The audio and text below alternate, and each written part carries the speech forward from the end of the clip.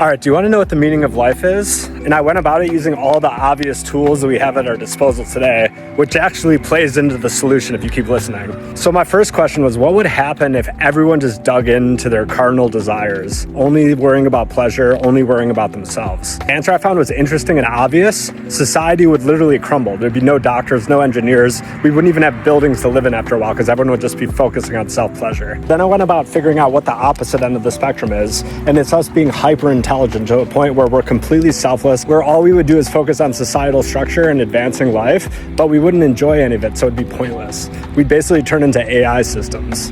So then the obvious solution was the middle ground, doing what makes you happy, but also focusing on the greater good. That's when something really fascinating happened, and this is the nuance. If we just focused on the dead middle, we would always start tending towards the greater good, and that's what meaning is. So what are some meanings?